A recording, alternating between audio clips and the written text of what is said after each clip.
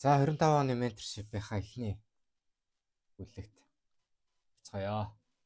За ямар ч байсан хэдүүлээ энэ удаагийнхаа менторшипээр энэ жилдээ гэсэн өөрийн болгох юм зүйлс болохоор нэгдүгээрт мэдээж нөгөө IPTA буюу Interbank Price Delivery Algorithm гэдэг байна.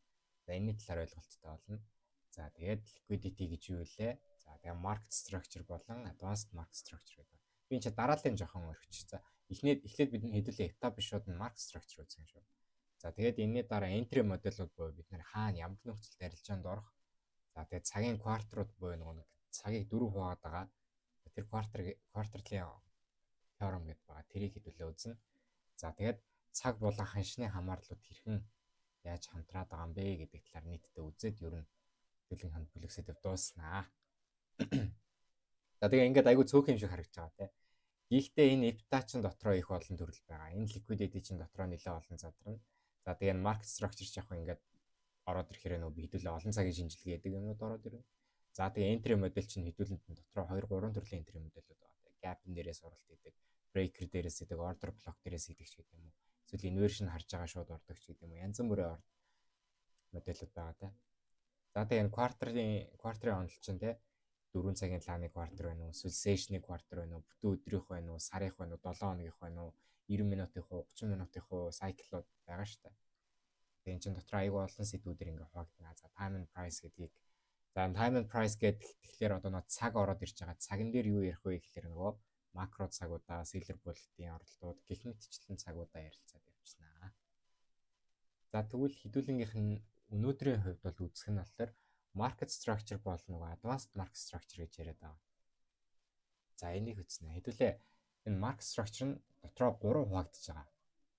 За энэ нь юу гэсэн үг вэ гэхээр нөгөө маркетинг бүтэц буюу ханшны одоо энэ зах зээлийн график чинь яг юун дээрээс суурилж энэ чарт бүрдээд байгаа юм бэ гэдэг тэр бүтцийг хэдүүлээ наривчилж задлж үзнэ. За тэгмүүд яг энгийн market structure бол айгүй энгийн те. Мэдээж ханш дээшээ өсөлттэй явлаа, уналттай явлаа. Дараагийн энэ хаягаа ханш маань дээшээ эвдэх юм бол за энэ өсөлтийн трендтэй байгаа юм байна. Окей. Тэгвэл энэ ханш pullback орж ирэх юм бол бид нар дараагийн оролт дээшээ өсөлттэй энэ хаяыг эвднэ гэж бодоод ингээд long арилж чанардаг. За эсвэл short бол те үнцэн хөдөлгөөн явлаа, pullback явлаа. За энэ pullback-ийн төгсгөл орж ирлээ. Дараа нь энэ лоог эвдээд ороод ирэх юм бол за доошоо чиглэлийн трендтэй байна гэж хардаг та. За тэгээд дахиад энэ бол pullback явлаа. За энэ ч зэрэгрүү доошоо тренд эхэлсэн байгаа юм чинь энэ хаяыг эвдэхгүйгээд үнцэн арилжаад доошоо энийг эвднэ гэдэг short ороо явдаг. Энгийн market structure YouTube дээр бидний те сурдаг ч гэдэм үү гадаадуудын заадаг зах зээлийн бүтц бол нэг иймэрхүү байдаг. Дээшээ тренд бол те ингээ хаяа эвдэд яваад байл дээшээ тренд. Доошоо тренд бол лово эвдэд яваад байл доошоо тренд гэдэг. Гэхдээ нэг зүйл нь зарим тохиолдолд бид нар хай хийгээд лоу хийгээд higher high хийчихэд за энэ дээшээ эвдэрчиж байгаа юм байна гэд өсөлтийн хөдөлгөөн харж яадаг. Гэтэл энэ доошоо ингээд ороод ирдэг. За энэ хай shift хийчихэж байгаа юм байна гэж үздэг. Гэвч энэ маань дээшээ ингээд бидрийг гаргаад өнцөг хөдөлгөөн дээшээ гарч ирээд энэчнээс short орсон хүмүүсийг алаад энэчээ long stop loss татсан байсан хүмүүсийг хоёр дахин алчдаг. За энэ short-ын тохиолдолд болохоор өнцөг уналт явлаа, pullback явлаа, дахиад өнцөг уналт явлаа гэж бодож байсан. Дээшээ ингэж гарч ирж энэ хүмүүсийг төөрөгдүүлээд үргэлжлээд ингээ inducement гэж байна. За энэ хөдөлгөөнийг болохоор inducement гэж нэрлэдэг. За энэ юу гэсэн үг вэ гэхээр дээшээ shift хийчихэж байгаа юм шиг боловч энэ shift нь үргэлжилсэн дээшээ өсөлтийн трендээ үргэлжлүүлэлгүй энэ логоо хөвдөд унаад ороод ирэхийг хэлж байгаа. За бидний алддаг шалтгаануудын нэг том одоо дайсан бол энэ. Бид нэр ийм тохиолдлууд дээр л ер нь бол их хвчлэн алдагдлуулдаг. За бусдаар бол те за үнэхээр дээшээ эргэжлээч гэдэг юм те. Явах юм бол явах үедээ энэ маань доошоо уналтаараа л унцдаг. За эсвэл энэ өсгөө өрөл асуудалгүй өсөө явцдаг. За тэгвэл advanced market structure-ыг сурах юм бол саяны тохиолдлуудаас хэдүүлээ өөрсдөө ер нь бол авах боломжтой болчихноо. За тэнгууд одоо энэ дээр long term high low гэдэг байгаа. За одоо энэ түрүүний ярьсан те. Энгийн одоо энэ retail minded буюу одоо зүгээр энгийн интернетээс судалгаа хийдэг ч гэдэг юм уу те. Эсвэл ингээд нөгөө ямар нэгэн ICT-гээс өөр арга барил ашигладаг, давын онол ашигладаг хүмүүсийн хувьд гэх юм бол ханшны бүтц маань ер нь бол high хийлээ, higher low, higher high хийлээ, higher low, higher high хийлээ. Энэ маань доошоо эвдрээд ороод ирэх юм бол тренд өөрчлөгдсөн гэж үзээд low lower high гээд энэ чиглэлээр явчихдаг. Яг л нэг юм маш цэвэрхэн шатны дараалал шиг ингээд явчихдаг. Гэтэл интербанк буюу нөгөө бидний зах зээлд ирэх томчууд маань яадаг вэ гэхээр long term high буюу энэ high, за intermediate term high, short term high гэсэн юм 3 оройны одоо swing high-уудаар ханшны бүтцийг тодорхойлоод за тэгээд тухайн энэ intermediate high бүрдсэн гэж үзсний дараа арилжаанд ордог. За тэгвэл энэ long term high гэдэг байгаа нь хэдүүлээ юу юм бэ та? За long term high гэдэг нь болохоор одоо энэ түрүүний энэчнээс long term high бид нэр дээлигийн чарт юм уу 4 цагийн чарт дээр гарч ирж байгаа том цагийн балансууд байдаг те. За энийг бол одоо хэдүүлээ fair value gap юм уу order block юу ч байдаг нэг юмгээ бодчих.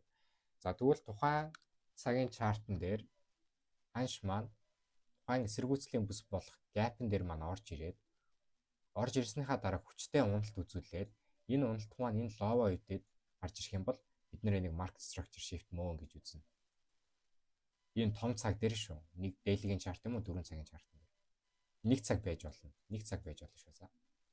За тэгээд том цагийн имбаланс дээр орж ирээд за хамгийн гол нь эндээсээ хариу үйлдэл аваад биднэрт shift үзүүлсэн байж энэ дээдлийн үүсгэсэн high маань энэ long term swing high буюу long term high болно. Түүнээс биш энэ ямар нэгэн байдлаар shift хийгээгүй ингэсэн явж байгаа тохиолдолд энийг бид нар long term high үүссэн гэж үзэхгүй. Жишээлбэл энэ high маань те өсөлт гарч ирчээд gap-н дээр ороод ирсэн тийм үү? Гэхдээ энэ gap-ныхаа доошоо орж ирэхдээ pullback доошоо market structure shift хийгдээгүй ингэсэн явж байгаа юм уу чартын нөхцөл байдал дээр бид нар энийг long term high үүссэн гэж үзэхгүй. Энэ бол магадгүй дээш эвдрээд гараад ирэх боломжтой.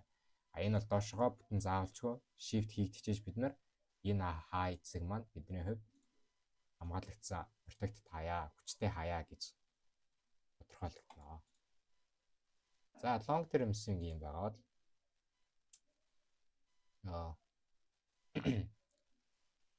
одоо short term swing гэж байгаа. Short term гэдэг нь болохоор нөгөө богино бага цаг дээр үүссэн high low. За одоо тодорхой хэмжээнд мэдээж high-уд бид нар high low зүгүүд ханшин дээр chart дээр үүсдэг. За энэ магадгүй уналтын тренд байлаа гэж байна. За тэгвэл энэ short term high гэдэг нь юу вэ гэхээр 1 минутын chart-н дээр юм уу 5 минут юм уу 15 минутын дээр үүссэн. Ямар нэгэн хажуу талдаа fair value gap-аас унаагүй ч гэдэг юм. Зүгээр л нэг уналтын нэг заваарсан уналтын хөдөлгөөн явьжгаад нэг high үсээд унаад ороод ирсэн иймэрхүү high байдаг шүү дээ. За тэгвэл эдгээр high-удыг бид нар short term high гэж нэрлэдэг. Тэгвэл энэ short term high бид нар юунд яаж ашиглах юм бэ гэх юм бол зөв нөгөө ханшны бид нар liquidity гэж ярьдаг те. За liquidity гэдэг бол нөгөө ханшны high болон low цэгүүд дээр цугларсан байдаг stop loss-уудыг нэрлэж байгаа. За нөгөө л нэг ярьдаг нөгөө retail trader-ууд буюу ямар нэгэн тэ ICT-гээс бусад арга барил ашигладаг, индикатор ашигладаг ч гэдэг юм уу. Тиймэр хүмүүс бол ихэвчлэн эдгээр хаяадын дээр stop loss-а тавьсан байж байдаг. За тэгээ ханш маань уналтын хөдөлгөөн орж ирлээ. Pullback явлаа. Энэ доогор бидний stop loss ордог. За тэгээ ханш яадаг вэ гэхээр үндсэн уналт явахынхаа өмнө зайлшгүй short term high-ыг хамчаад уналт явуулдаг. За энэ дараагийн уналт маань бид нар хаашаа таамаглах вэ гэхээр нөгөө л энэ low дээр байгаа дараагийн short term low хаана тэр хүртэл гэж харна. За тэгвэл бидний short term low-г юунд яаж ашиглах юм бэ гэхээр нөгөө том цаг дээр чиглэлээ тодорхойлсон тийм үү. За магадгүй дээлигийн chart дээр бид нар ингээд нэг higher high хийсэн байлаа гэж бодъё. За тэгвэл цагаа жижигрүүлээд харангууд магадгүй энэ дээр ч энэ нэг юм жижиг гин иймэрхүү хөдөлгөөн явцсан байлаа гэж бодоход энд байгаа үссэн short term high ханш маань хамалт явагдаад үндсэн уналт явна гэдгээр л оролтоо хийхдээ л бидний short term high наривчлсан оролтууд хийхдээ гэсэн үг байхгүй. За энэ нэршлүүдийг бол заавалчгүй нэг амар нарийн чийжлэх шаардлага байхгүй. Мэдээж баг цагийн swing high low-д, дунд цагийн swing high low, том цагийн swing high low гэж ялгахчинд сав болно. За тэнгууд одоо энэчнээс жишээ аваад харах юм бол харж байгаа шүү дээ. Low цаг үүссэн.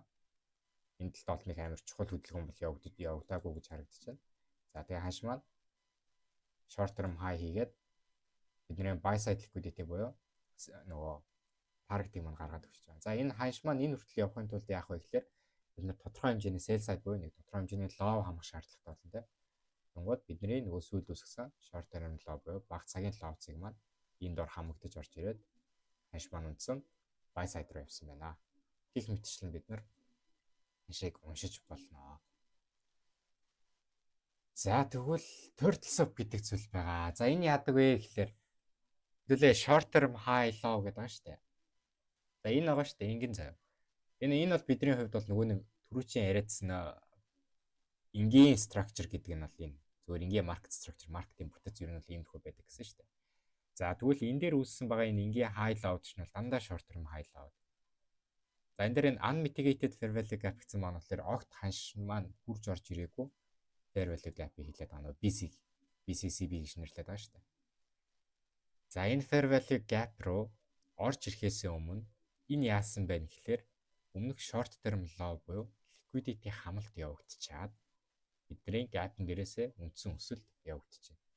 За тэгвэл хэдүүлээ энийг live chart дээр харъя. Live chart дээр бол байнга явдаг. За одоо жишээлбэл за энэ хэтэрхий баг цаг байгаа. 15 минут. Одоо жишээлбэл энэ гэсэн. Энд нэг fair value gap байна шүү дээ. BC байгаа. За энэ fair value gap дээр өмнө нь ханш маань орж ирээгүй өсөлт авсан. Гэхдээ энэ уналт орж ирэхдээ яасан гэхээр short term low буюу энэ low-ыг хамлаа, энэ жижигхэн low liquidity хамлаа явуулаа.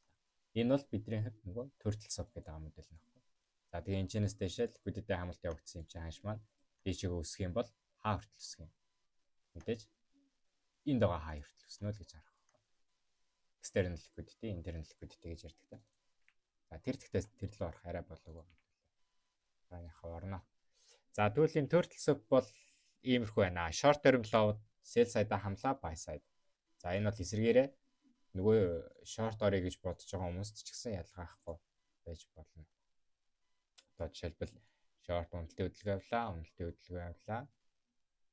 Энэ дээшээ гарч ирж liquidation хамлаа. Энд байгаа fair value gap дээр ханш маань орж ирээд тэгээд үндсэн уналт доошоо sell side руу гарна. Buy side liquidity хамлаа, дараа нь sell side liquidity. Их мэдчлэн бид нар арилжаанд орох боломжтой нөхцөл байдлууд үүснэ. За энэ бол зүгээр яг хамгийн ихний суурь одоо бидний чартаа унших нөхцлүүд шүү. Нэг бүр амар гүнзгийрүүлж битгий нэг амар толгоогоо эргүүлж бодоорой. Хэдүүл энийг зүгээр хараад сурцсан байхад л явандаа нүд тасчихна. За одоо энэ чинь бас дунд цагийн high low гэж орж байна. Intermediate term. За энэ яах вэ гэхээр нөгөө бидний том цагийн имбаланс дээрээс хүчтэй доошоо магадгүй энэ ч те нэг market structure shift хийгээд энд бид нарт long term high ингээд үүсгэчлээ шүү дээ. За энэ long term high үүссэний дараа мэдээж ханш маань shift хийсэн дараа pullback орж ирдэг тийм үү. Үндсөө high хийлээ, higher high хийлээ, market structure shift хийлээ, хийсний дараа gap руу орж ирдэг pullback байдаг шүү дээ. Энэ хөдөлгөөн маань орж ирэхдээ high үлдээдэг. Тухайн үлдээсэн high буюу дунд цагийн энэ high-ыг бид нар intermediate term high буюу дунд цагийн high гэж нэрлэдэг. Энэ high тогтохдоо бас тодорхой хэмжээний liquidity хамаад ямар нэгэн байдлаар fair value gap нөхсөн байх юм бол бид нар энийг intermediate term high үүсжээ гэж харна.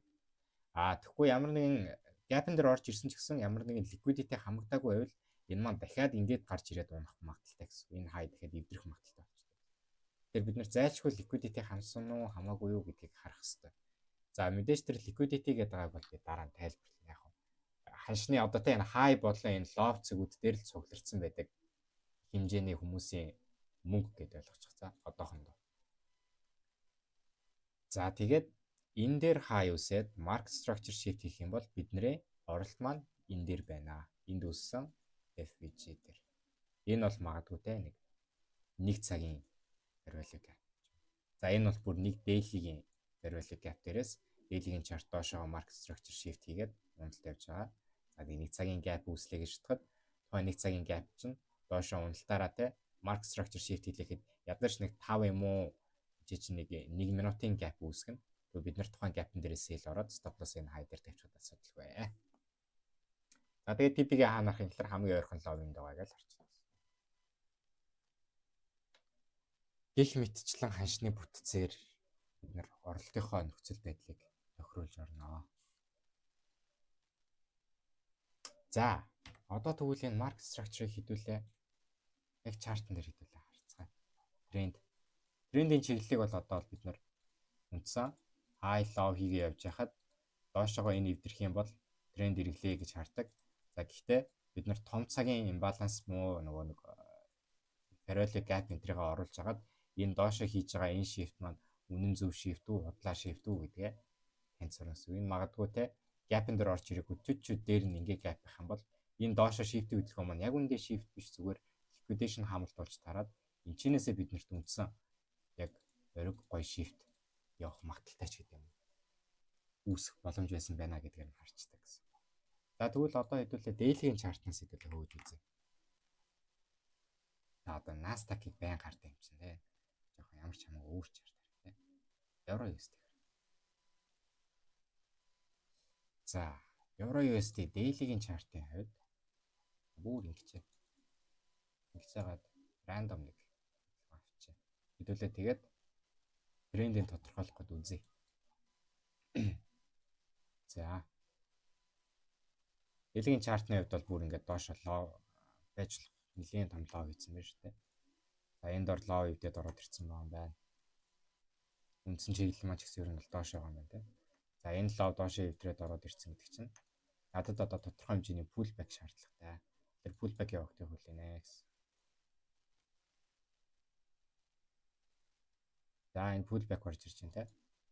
За тэгвэл бид миний дараагийн төсөөлөх юм бол энэ ч лоо үүсчихэж байгаа юм чинь. За энэ лоог ханш маань эвдэх ёстой гэдэг дээрээс харна. За энэ лоо эвдэрх нь.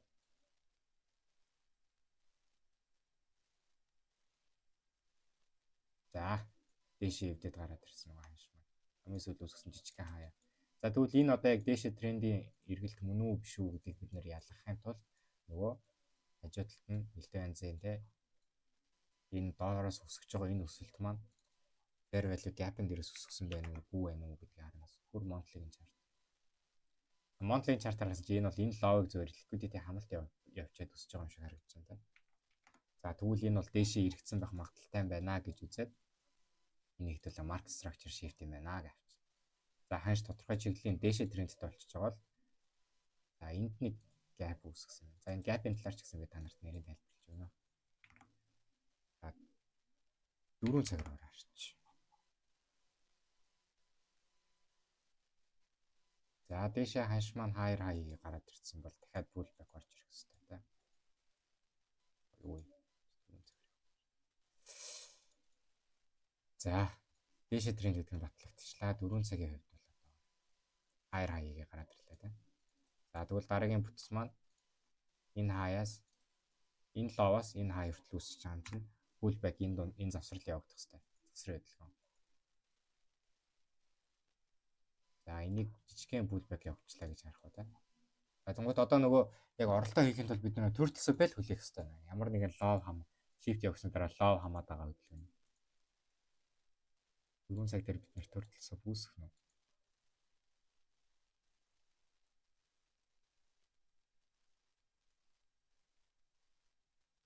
За эндээс бараг дээш болон хараал харах юм шиг. За энэ хавцаанаас хэрвээ дээш явахаар байсан бол ингэ харуулъя.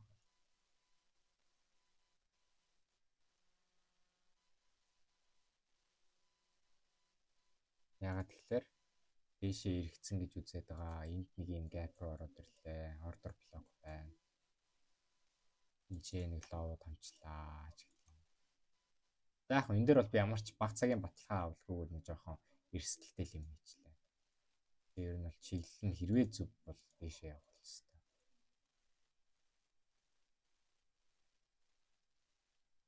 Баашаа дээшээ явах дург байна те.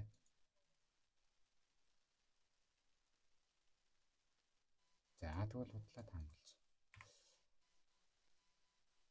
За тэнгууд ханш маань 4 цаг дээр ингэсэн гэдэг чинь daily-г харнаа. За daily дээр яасан гэхээр дахиад энэ чинь liquidation үлдээсэн. Тэгэхээр still бид нар дээшээгээ л хараад байна гэсэн үг. Ямар нэгэн байдлаар доор бид нарт энэ чинь ингээд long term low хийчихэж байгаа учраас liquidity хамтсан. За тэгээд дээрэс нь чинь shift хийгдсөсөж байгаа учраас магадгүй энэ үндсэн энэ хөлний өсөлтийг нэг чиглэлийн өсөлт гэж хараад pullback нь энэ хэмжээнд орж ирж явах магадaltaй гэж харна. Тэр дээшээгээ хөдөлгөөн хүлээсээр л байхад ер нь бол гимбүүл гэсэн. Тэгээ энэ лоб бид нэр эвдрэгтэл ер нь бол дээшээ лонг харна гэсэн. Энэ лоб эвдрэгтэл. Яг гэхээр тэгтээ тэргүй ханш маань лов хийгээд, лоор хаягээд, лоор лов хийгээд явж яснаа. Хайр хаягийг гараад ирж байгаа юм чинь. Маркет хэвд бол энэ бол дээшээ shift мөө гэж үзнэ тэ. За энэ доошоо идэрч байгаа юм чинь энэ болохоор юу болсон бэ? Нөгөө түрүүчээ liquidity хамлалтанд өртсөн байна гэдэг юм. Энэ бол зур тодорхой хэмжээний хаяад хамаад энэ чинь хоёр equal хай үлдчихлээ. Дээшээ эвдэлж гарч ирсэнгүү.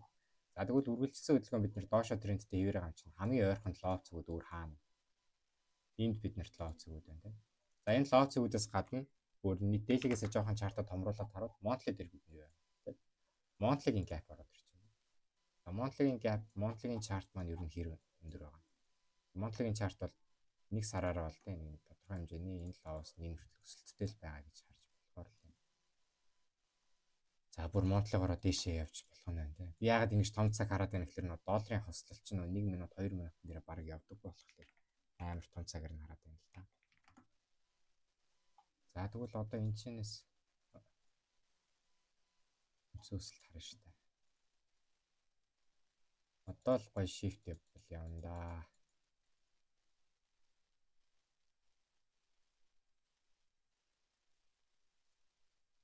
За ямар ч хөдөлгөөн байхгүй. За дахиад лоо хийчлээ.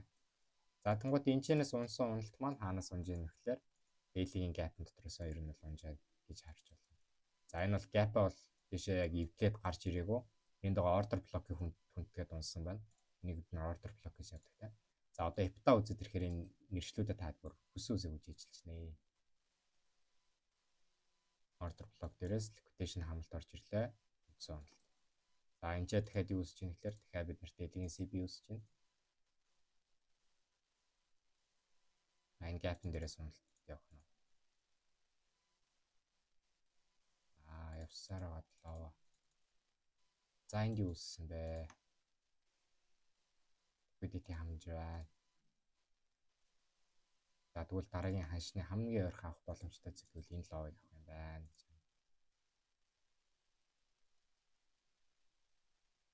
Сэрэг хөдөлгөөн хэлчлээ. За ингээд нэг чиглэлийн дагуу ингээд явахгүй high low дээр ингээд бариад утчих юм бол чиглэл тодорхойгүй болдог. Хэдий ханш маань те доошо хүчтэй уналтын чиглэлтэй хүчтэй уналттай байсан ч гэсэн энэ чиглэл ингээд завсрын хөдөлгөөн ороод ирэх юм бол энэ дээшээ задрах боломжтой.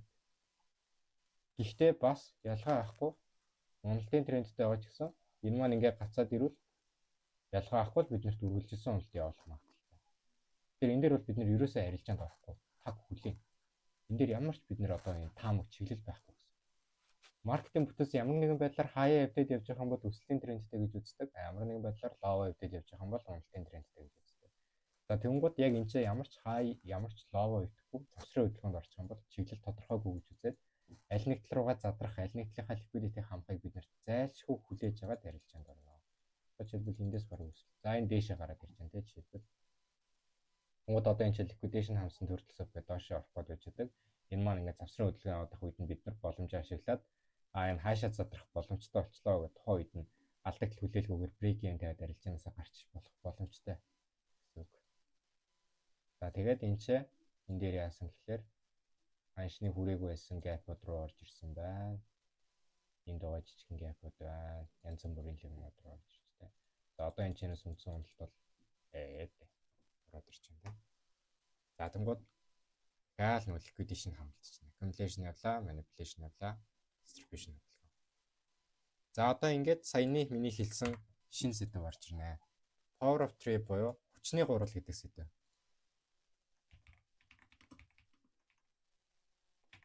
За энэ юу вэ гэхээр маркет ханшны бүтц дээр биднэрт өдөр тутамд явагдчихдаг яг л нэг бүтц байдаг. Энэ юу вэ гэхээр түрүүний хэлсэн ханш бол 3 зүйлийг дагаж хөдөлдөг.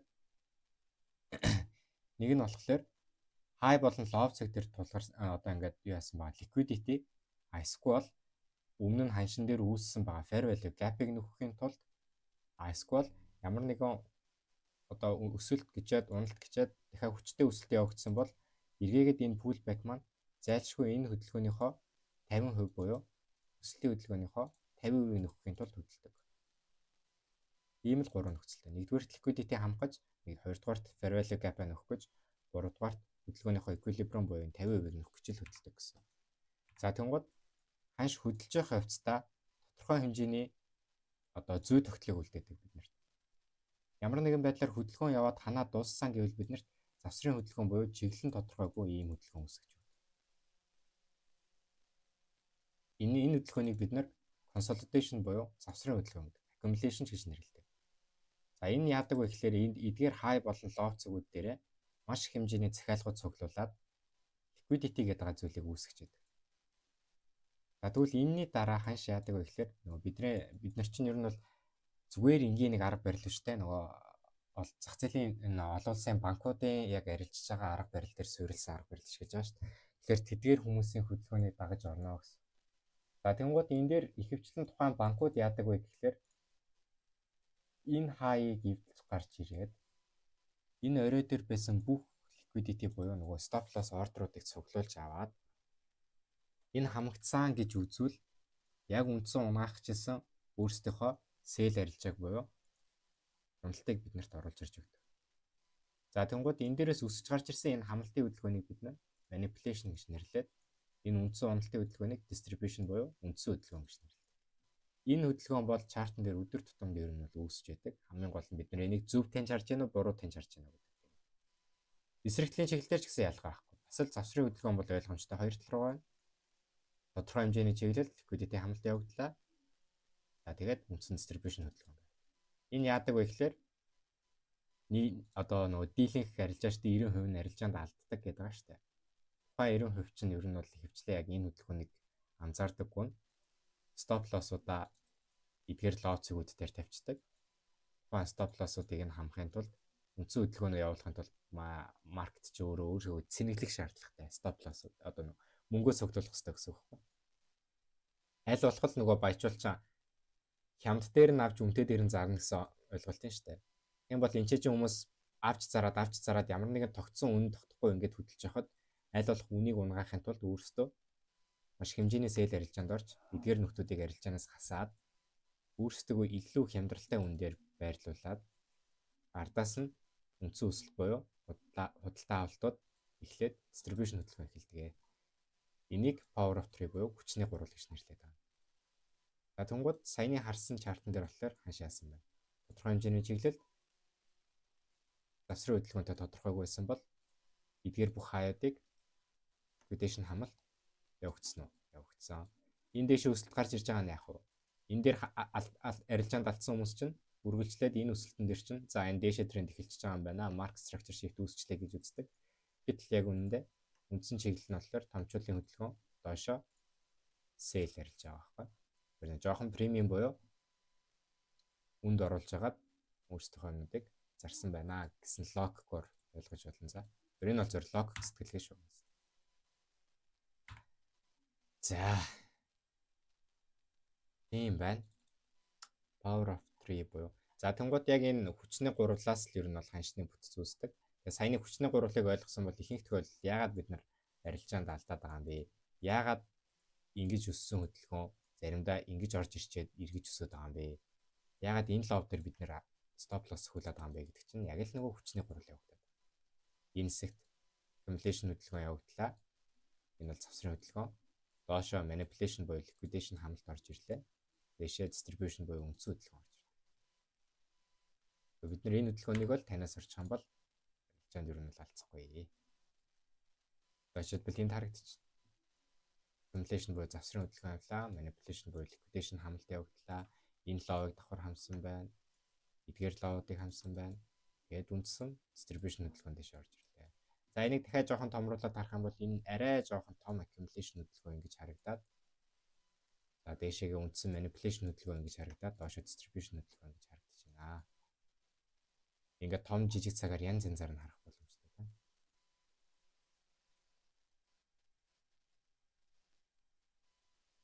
Энийг бас ингэж харж болохоор энэ хэсгийг бол ингээ accumulation хөдөлгөөн үүслээ.